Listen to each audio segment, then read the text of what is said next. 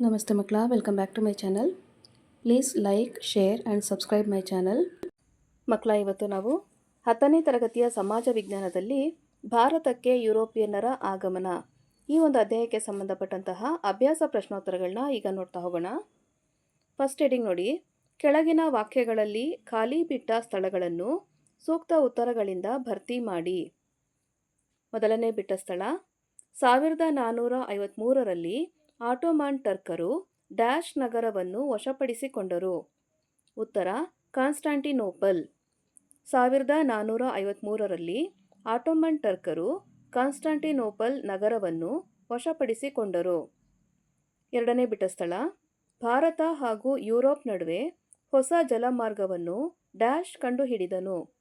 ಉತ್ತರ ವಾಸ್ಕೋಡಿಗಾಮ. ಭಾರತ ಹಾಗೂ ಯುರೋಪ್ ನಡುವೆ ಹೊಸ ಜಲಮಾರ್ಗವನ್ನು ವಾಸ್ಕೋಡಿಗಾಮ ಕಂಡುಹಿಡಿದನು. ಬಿಟ್ಟ ಸ್ಥಳ 3, 1741ರಲ್ಲಿ ಡಚ್ಚರು ಡ್ಯಾಶ್ ಮೇಲೆ ಯುದ್ಧ ಸಾರಿದರು. ಉತ್ತರ ತಿರುವಾಂಕೂರಿನ ಮೇಲೆ. 1741ರಲ್ಲಿ ಡಚ್ಚರು ತಿರುವಾಂಕೂರಿನ ಮೇಲೆ ಯುದ್ಧ ಸಾರಿದರು. ಬಿಟ್ಟ ಸ್ಥಳ 4, ಭಾರತದಲ್ಲಿದ್ದ ಫ್ರೆಂಚರ ರಾಜಧಾನಿ ಡ್ಯಾಶ್.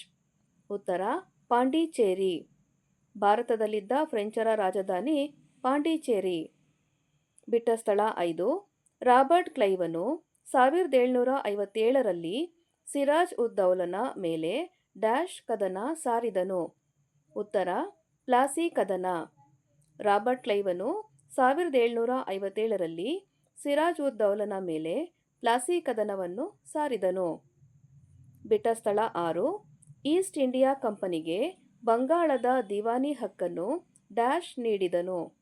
ಉತ್ತರ ಎರಡನೇ ಶಾ ಆಲಂ. ಈಸ್ಟ್ ಇಂಡಿಯಾ ಕಂಪನಿಗೆ ಬಂಗಾಳದ ದಿವಾನಿ ಹಕ್ಕನ್ನು ಎರಡನೇ ಶಾ ಆಲಂ ನೀಡಿದನು. ಬಿಟ್ಟ ಸ್ಥಳ 7, ಬಂಗಾಳದ ದ್ವಿಪ್ರಭುತ್ವವನ್ನು ಜಾರಿಗೆ ತಂದವನು ಡ್ಯಾಶ್. ಉತ್ತರ ರಾಬರ್ಟ್ ಕ್ಲೈವ್. ಬಂಗಾಳದಲ್ಲಿ ದ್ವಿಪ್ರಭುತ್ವವನ್ನು ಜಾರಿಗೆ ತಂದವನು ರಾಬರ್ಟ್ ಕ್ಲೈವ್. ನೆಕ್ಸ್ಟ್ ಹೆಡಿಂಗ್ ನೋಡಿ, ಕೆಳಗಿನ ಪ್ರಶ್ನೆಗಳಿಗೆ 4 ಅಥವಾ 6 ವಾಕ್ಯಗಳಲ್ಲಿ ಉತ್ತರಿಸಿ.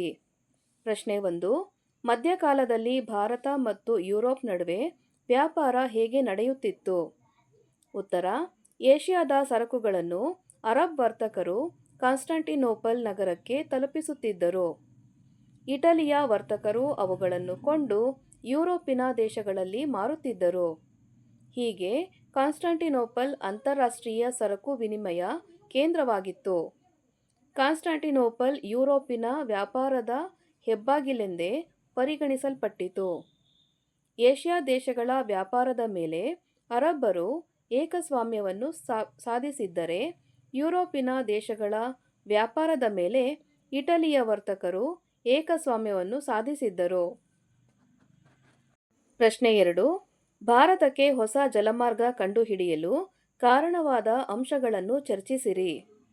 ಉತ್ತರವನ್ನು ನೋಡಿ, ಕಾನ್ಸ್ಟಾಂಟಿನೋಪಲ್ ನಗರದ ಮೂಲಕ ನಡೆಯುತ್ತಿತ್ತು.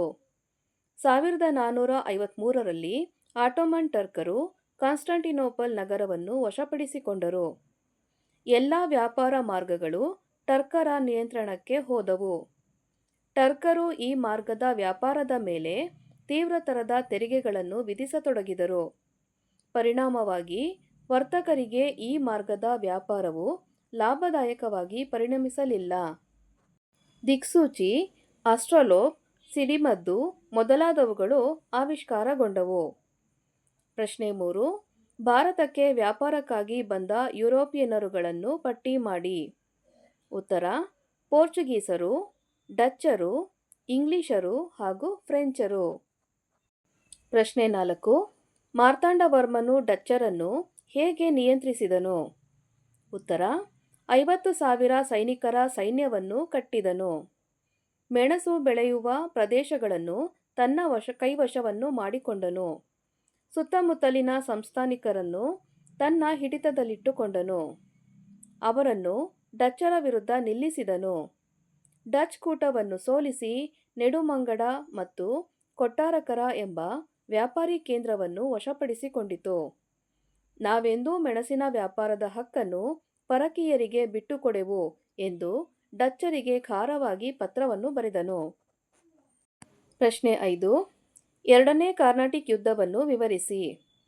ಉತ್ತರ: ರಾಬರ್ಟ್ ಕ್ಲೈವನು ಆರ್ಕಾಟಿನ ಮೇಲೆ ಆಕ್ರಮಣ ಮಾಡಿ ಫ್ರೆಂಚರು ಮತ್ತು ಚಂದಾ ಸಾಹೇಬನನ್ನು ಸೋಲಿಸಿದನು. ಈ ಯುದ್ಧದಲ್ಲಿ ಚಂದಾ ಸಾಹೇಬನನ್ನು ಬಂಧಿಸಿ ಹತ್ಯೆ ಮಾಡಲಾಯಿತು.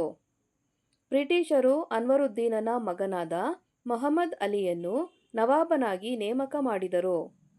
ಈ ಯುದ್ಧವು ಪಾಂಡಿಚೇರಿ ಒಪ್ಪಂದದೊಂದಿಗೆ ಮುಕ್ತಾಯವಾಯಿತು. ಫ್ರೆಂಚರು ಡ್ಯೂಪ್ಲಿಯನ್ನು ಹಿಂದಕ್ಕೆ ಕರೆಸಿಕೊಂಡರು.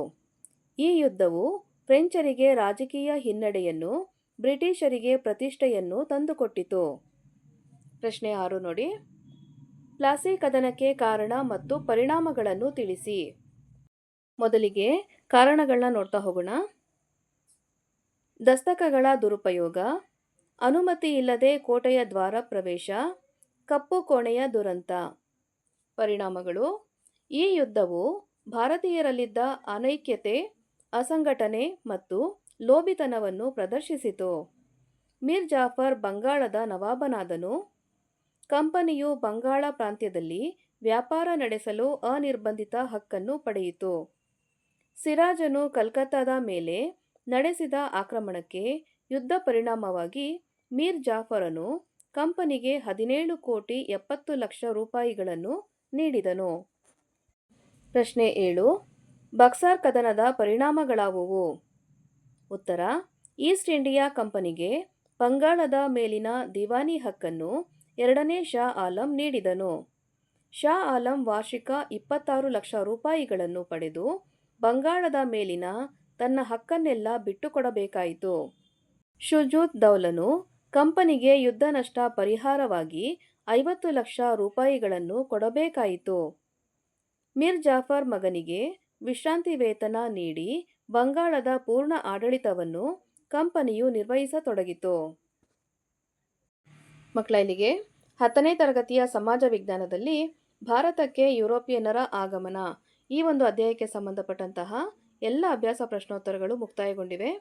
ಈ ಒಂದು ವಿಡಿಯೋ ನಿಮಗೆ ಇಷ್ಟ ಆದಲ್ಲಿ ದಯವಿಟ್ಟು ನಮ್ಮ ಚಾನಲ್ನ ಲೈಕ್ ಮಾಡಿ, ಶೇರ್ ಮಾಡಿ, ಸಬ್ಸ್ಕ್ರೈಬ್ ಮಾಡಿಕೊಂಡು ನಾವು ಹಾಕುವಂಥ ಎಲ್ಲ ವಿಡಿಯೋನ ನೋಡ್ತಾ ನಮ್ಮನ್ನು ಎನ್ಕರೇಜ್ ಮಾಡ್ತಾ ಹೋಗಿ ಮಕ್ಕಳ. Thank you for watching. Bye bye.